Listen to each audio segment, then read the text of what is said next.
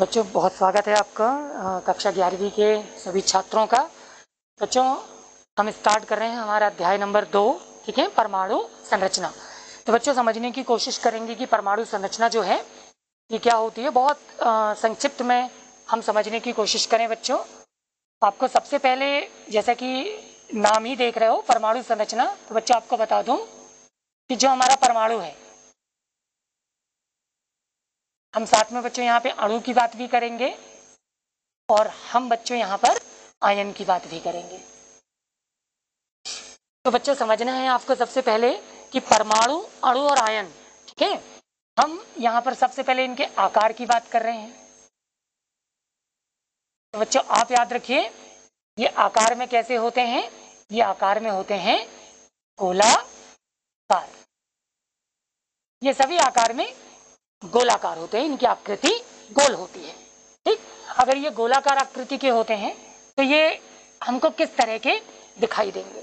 तो बच्चों सपोज अगर मैं इस तरह से एक आकृति आपके सामने रखूं, ठीक है, ये एक आकृति मैंने रखा, ठीक, ये एक सबसे पहला सर्कल मैंने बनाया, ये एक गोला है, इसके चारों तरफ इस तरह से आपको कुछ वृत्ति अलग अलग, है ना, आपको जो सर्कल्स हैं गोले के रूप में वो आपको प्रतीत होंगे। तो मैं अलग अलग कलर इस्तेमाल कर रहा हूं ताकि आपको समझा सकूं अपनी बात को। इस तरह से ये अलग अलग पैटर्न हमको दिखाई देंगे, इस तरह से, ठीक है।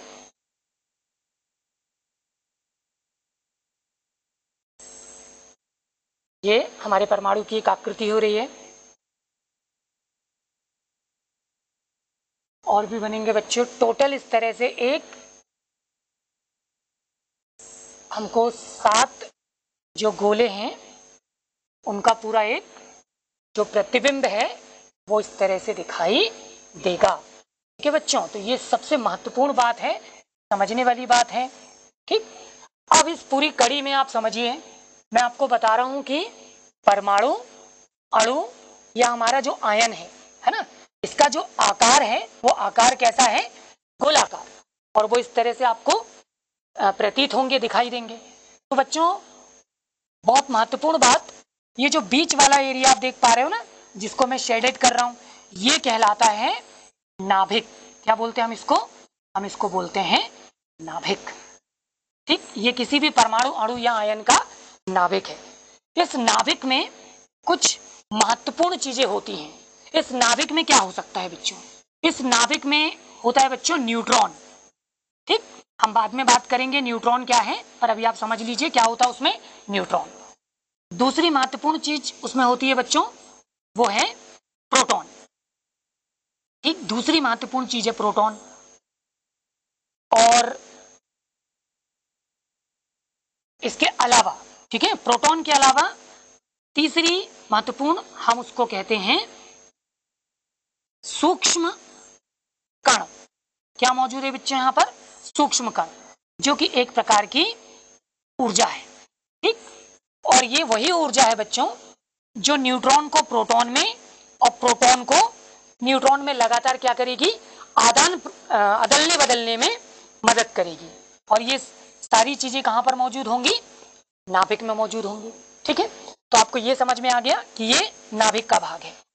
बच्चों नाभिक में आप लोग ध्यान देंगे कि जब आप न्यूट्रॉन और प्रोटॉन को संयुक्त रूप से बुलाएंगे, है ना, तो इनको संयुक्त रूप से हम कहते हैं न्यूक्लियॉन। क्या कहते हैं बच्चों, न्यूक्लियॉन। जब भी आपसे पूछा जाए कि न्यूक्लियॉन क्या है, तो आप बता देंगे कि किसी भी परमाणु, अणु या आयन में न्यूट्रॉन और प्रोटॉन के संयुक्त योग को, है ना, उनके कुल योग को आप किस नाम से जानते हो, न्यूक्लियॉन के नाम से जानते हो, ठीक।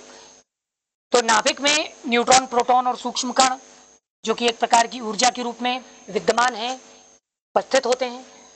अब सबसे महत्वपूर्ण बच्चों इस कड़ी में ध्यान दीजिए कि नाभिक के चारों तरफ ये अलग अलग कलर के मैंने जो सर्कल्स ड्रॉ किए, इन सर्कल्स को हम क्या कहते हैं। तो बच्चों ध्यान देने वाली बात है, ये सभी सर्कल्स जो भी आप देख पा रहे हो ना, ये सभी, जी हाँ, ये सभी सर्कल्स जो आपके सामने रखे जा रहे हैं, ये सभी सर्कल्स हमारे क्या कहलाते हैं बच्चों, इनको हम कहते हैं ऑर्बिट, ये कहलाते हैं कक्ष,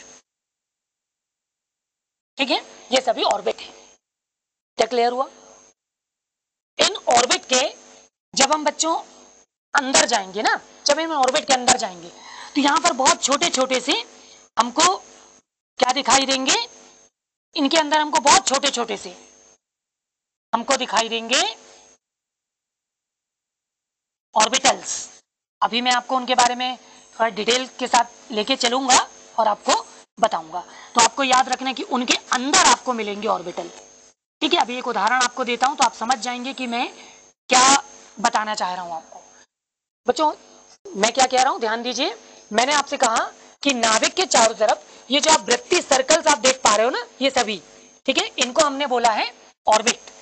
इन ऑर्बिट के अंदर हमको क्या मिलेंगे, इनके अंदर हमको मिलेंगे ऑर्बिटल।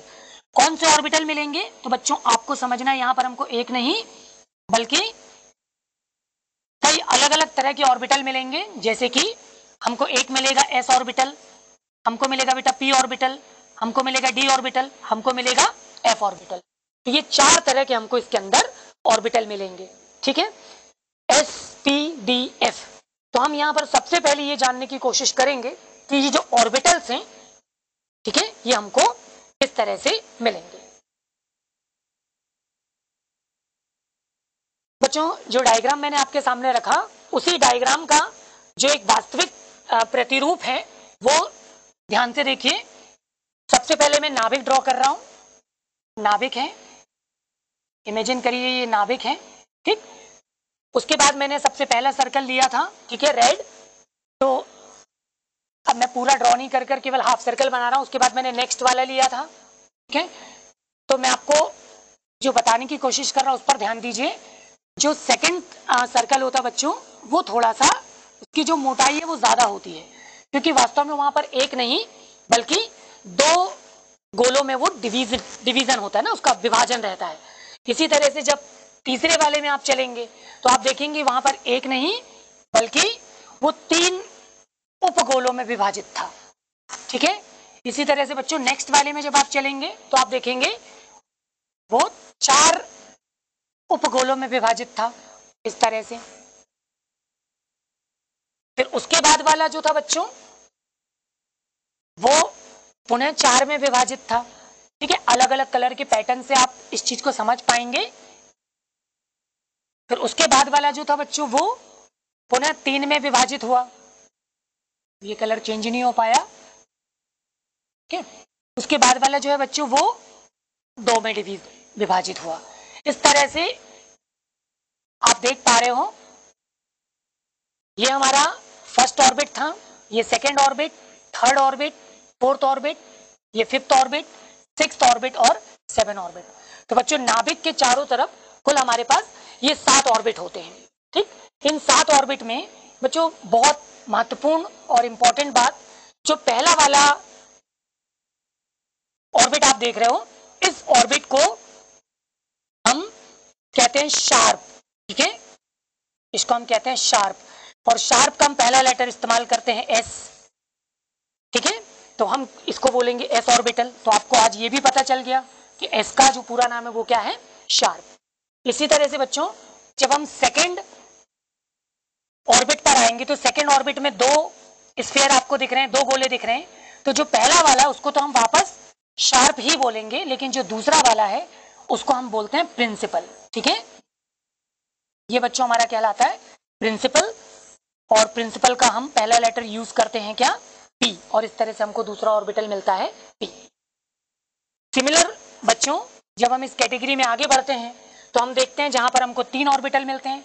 तो फर्स्ट वाला एसिटीज शार्प, दूसरा वाला प्रिंसिपल, लेकिन जो तीसरा वाला है उसको हम बोलते हैं डिफ्यूज्ड, ठीक। ये हमको डिफ्यूज्ड के नाम से मिलता है और इसका लेटर है डी, और इस तरह से हमको डी ऑर्बिटल मिल जाता है।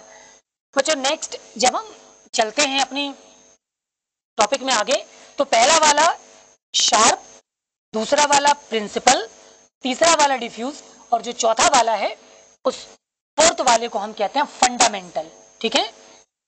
क्या बोलते हैं बच्चे इसको, फंडामेंटल, मेंटल, ये फंडामेंटल के नाम से जाना जाता है, ठीक है। और फंडामेंटल का पहला लेटर क्या होता है? एफ। तो इस तरह से हमको एफ ऑर्बिटल भी मिल जाता है। तो आपको ये भी पता चल गया कि नाभिक के चारों तरफ जो चार आपको ऑर्बिटल मिलेंगे वो कौन से होंगे। तो एस, पी, डी और एफ, ये चार ऑर्बिटल हमको देखने को मिलेंगे। बच्चों ये बहुत ही महत्वपूर्ण है इस टॉपिक को स्टार्ट करने के लिए, इसलिए आपको ये थोड़ा सा संक्षिप्त में मैंने बताया हुआ है, आपको इसको बहुत अच्छे से याद रखना है।